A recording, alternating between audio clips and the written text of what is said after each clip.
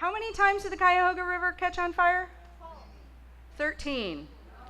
So the final time was in 1969, so we did help inspire the National Environmental Protection Act and the EPA and the Clean Water Act. During that time, Time magazine described the Cuyahoga River as a river that oozes rather than flows. Also during that time frame, in the original Lorax, there was a line about Lake Erie being smeary. That actually a whole bunch of folks lobbied to get that taken out, so the current version does not have that. If you have the Lorax at home, will you please check? I will give you hundreds of dollars for it. I've been looking for about a dozen years. That was the kind that was at my church camp, so I remember it really well. I also just wanted to mention Edith Chase. We actually have her testimony, some of the written testimony in our office of her doing a lot of different work. But let me move forward here. I'm going to tell you a couple things. All right, contamination is a statewide challenge. This isn't even all the contamination incidences, but I thought it was a pretty good picture to kind of help us understand. So we're seeing a lot more methane contamination.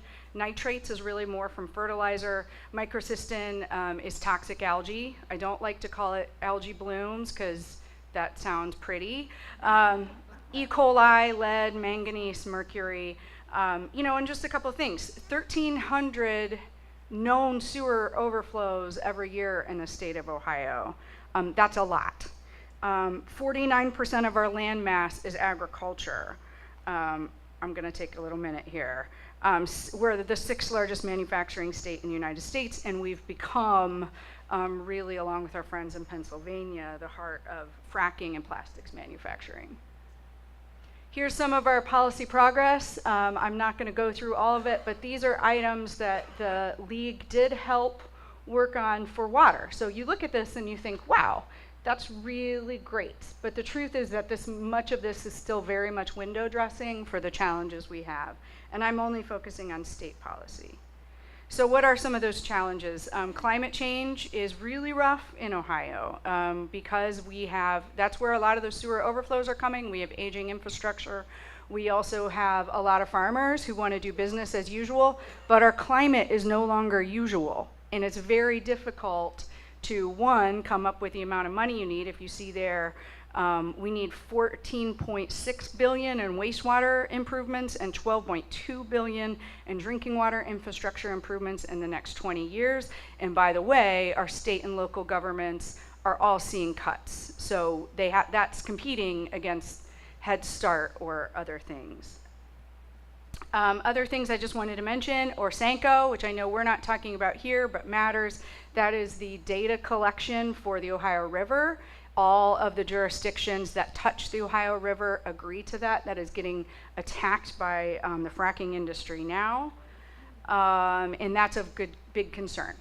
They set some pollution limits, but even more than that, they collect more data than anyone else does.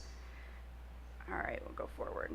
The Appalachian Petrochemical Hub, sometimes you'll hear it called the Storage Hub. This is a 4-state area. I used to work for the Sierra Club for 10 years, and I've said, that's where I just came from, and I just want to say that this is by far the scariest thing I've ever seen in my life. So they want to move most of the petrochemical processing on the Gulf Coast to the Ohio River Valley.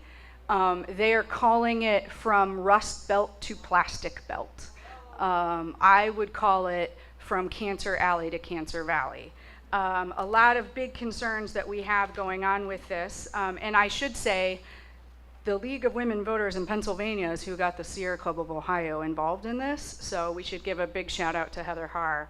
But I just wanted to say a few things about this. It's proposed our 6 ethane crackers, myriad of chemical and plastic manufacturing facilities, underground storage of liquid and natural gas in salt caverns right beside the Ohio River that no one knows how to permit. Our Ohio EPA said so. 500 additional miles of pipeline to connect the facilities, in addition to the 12 major pipelines that are already proposed to cross the state, and several others that are smaller. More fracking on public and private lands. 2/3 of our Wayne National Forest, closest to the Ohio River, we have 3 units, is slated for fracking. So we're going to see water pollution. Millions of people rely on the Ohio River downstream, but what concerns me the most in terms of environmental justice is we're going to see air inversions. We're going to see significant air pollution for the people in the Ohio River Valley. This crosses 4 states, so Pennsylvania, Kentucky, West Virginia, and Ohio. There's also an increased demand on electricity for all of these. So some of our coal plants that we thought were going to retire may not. And then we also have more business for gas plants that are being built. So Ohio has actually led the country in carbon reductions, and this is changing that quickly. Here are some of our partnerships. So there's a lot of coalitions, and I just wanted to give another shout out to Pennsylvania. Sierra Club obviously is kind of really rose in the ranks for partnership because that's where I come from. Always a long-time partnership with the Ohio Environmental Council. Both Sierra Club and Ohio Environmental Council, I can see joint work together as early as the late 60s, early 70s. The Alliance for Nurses for Healthy Environment, we have a lobby corps member who does double duty, and that's super helpful. But there's a lot of coalitions, but really these organizations hook us into those coalitions because we don't necessarily have a lot of capacity. So what are the things we're doing? We definitely do call alerts. We just had some letters to the editor. We do a lot of sign-on letters. This is one of the things that I think, as someone who's been a lobbyist on the other, on environmental issues, not with the League, actually, the League has a great brand, so even if you don't have capacity, but you do have a stance on something, I would encourage you to sign those letters. And sometimes it might not be written the way we would like it, but we agree with everything, and I encourage that because then it shows all of the diverse partners that are standing for or against something. We do have some oral and written testimony, and as I said, we've got it all the way back to the 60s. In my office, we are doing some educational programs, especially at the local level. And I think it's really important to connect the dots between democracy efforts and clean water. Clean water is top of mind for Ohioans.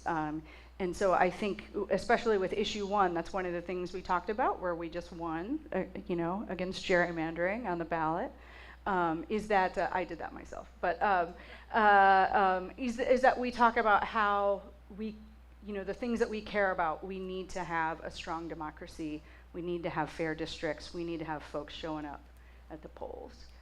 And then finally, I just thought I would pull testimony. This is not Edith Chase's words, but what's interesting to me is, so this is 31 years ago, and it's really the same thing we're saying now, that it's important to health, it's important to quality of life, it's important to the economy.